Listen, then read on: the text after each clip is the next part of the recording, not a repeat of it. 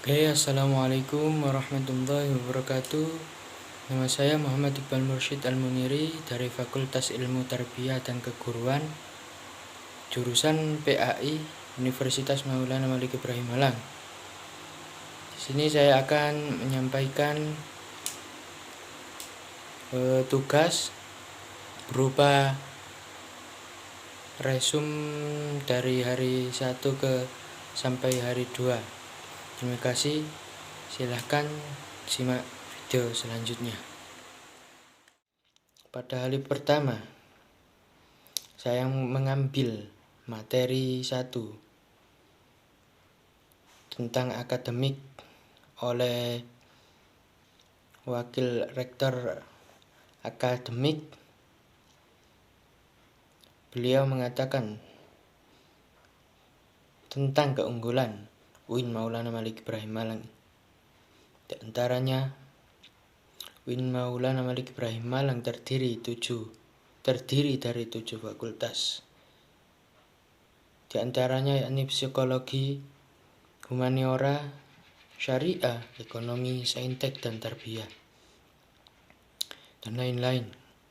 Kini UIN Maulana Malik Ibrahim sedang berada di tahap pengakuan internasional, reputasi internasional. Oleh karena itu, UIN Maulana Malik Ibrahim sedang memperbanyak event internasional, mahasiswa abroad, program studi internasional, dan lain-lainnya. Kemudian upaya internasionalisasi dilakukan dengan mendorong para dosen dan mahasiswa untuk membuat jurnal internasional.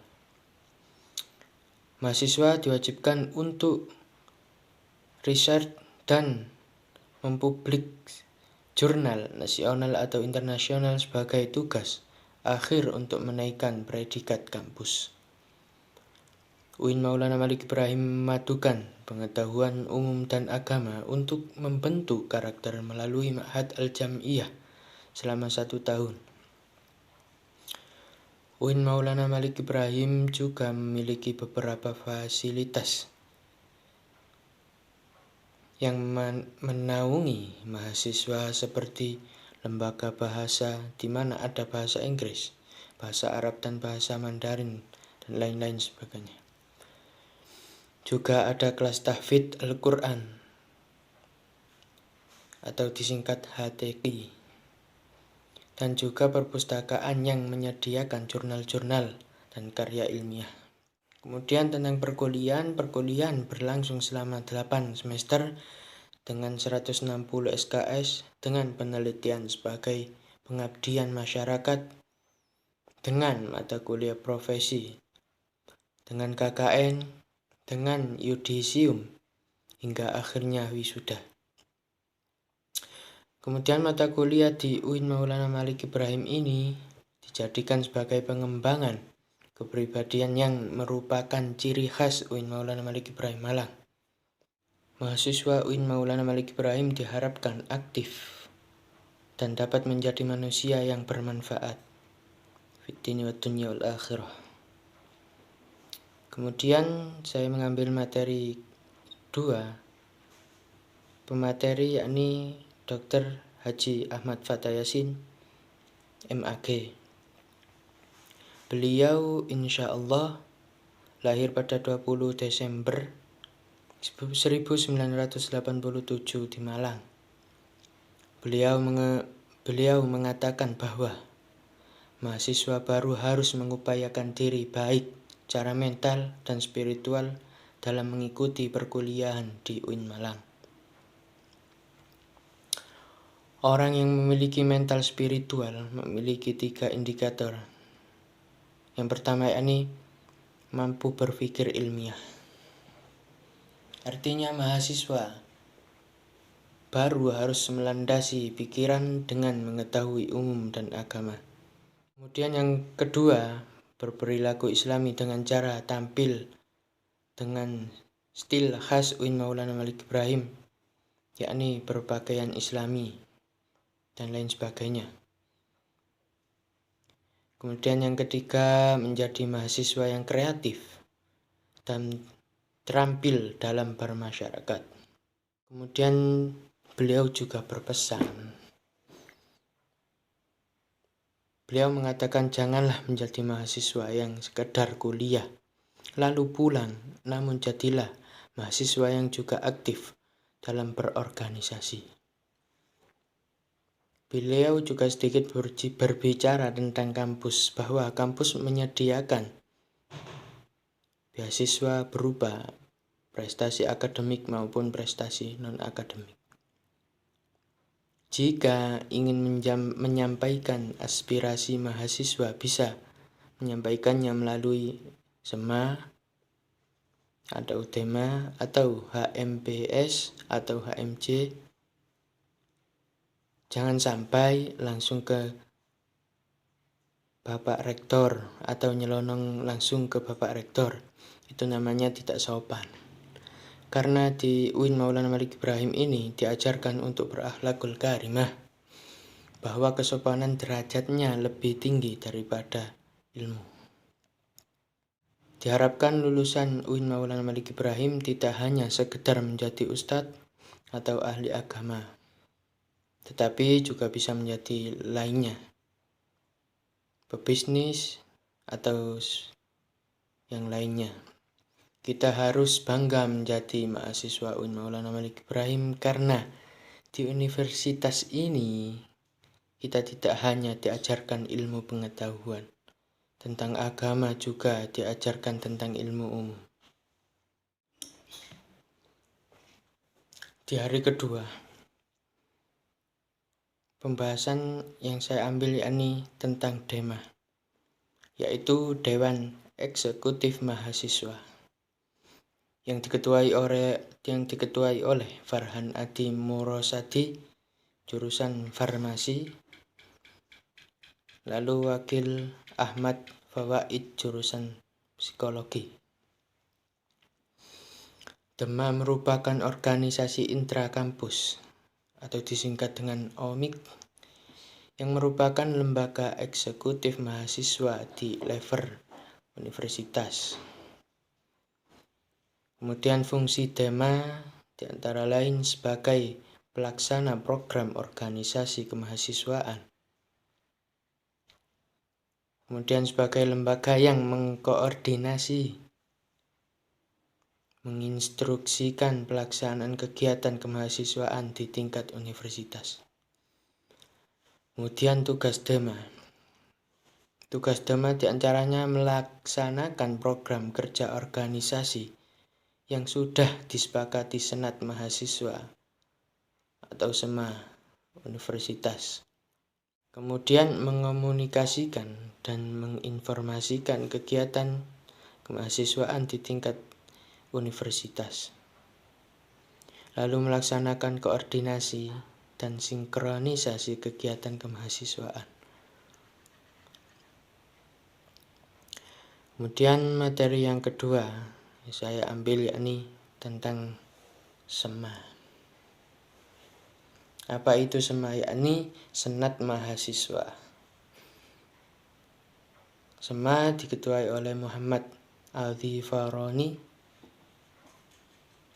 SEMA merupakan organisasi mahasiswa UIN Maulana Malik Ibrahim yang berperan sebagai lembaga legislatif yang mengkoordinasi DEMA, UKM, dan HMJ. Fungsi SEMA diantaranya yang pertama advokasi, kedua legislasi, pengawasan, dan penganggaran.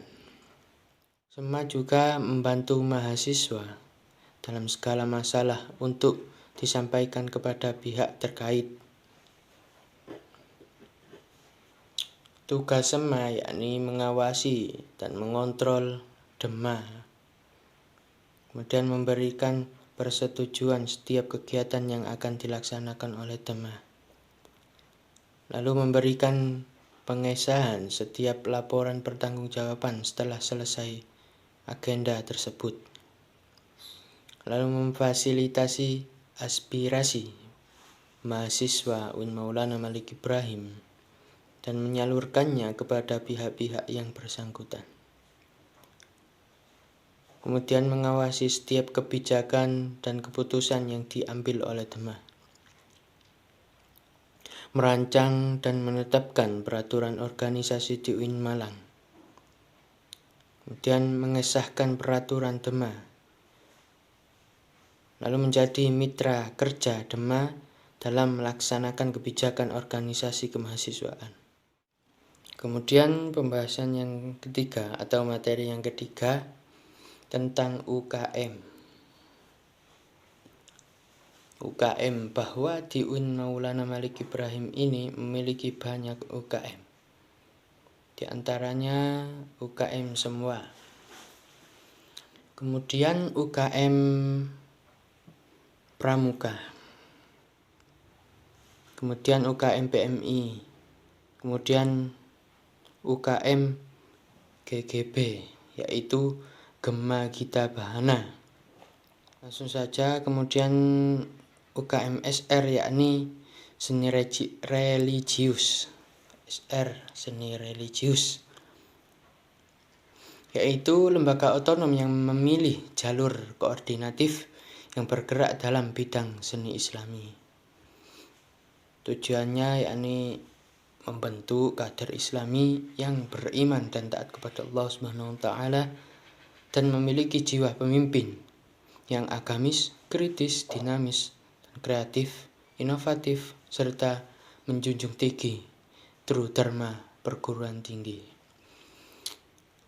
Divisi yakni kaligrafi, qiraah, MC, qasidah, nasyid, sholawat, dan gambus. Kemudian UKM teater. UKM teater ini sudah cukup lama ya, berumur 35 tahun. Terdapat bidang seni musik, tari, sastra, aktor, dan lain-lain. Bukan hanya teater, tapi di dalamnya banyak kegiatan lain-lain seperti musik, tari, lain-lain. Kemudian UKM Mapala Tursina, yaitu organisasi pecinta alam. Kegiatan utamanya yaitu rekreasi ataupun mendaki, kemudian sosialisasi terhadap bencana alam atau yang lainnya, dan olahraga. Olahraganya berupa mendaki gunung, panjat tebing, susur goa, dan lain-lain. Kemudian lanjut kepada UKM Unior, yakni unit olahraga. Kemudian UKM Kopma Padang Bulan dibentuk pada 9 Maret 2000 oleh Bapak Dr. Andes Haji Irfan SH MPD. Kemudian UKM Komus, langsung saja UKM Taekwondo, UKM Simfoni, UKM LKP 2M, UKM UABM Inovasi, dan lain-lain sebagainya. Kemudian materi yang keempat, saya mengambil dari Kebangkitan Bangsa Menuju Indonesia Tangguh. Bicara yakni Muhammad Hasanuddin Wahid, yakni anggota DPR RI. Beliau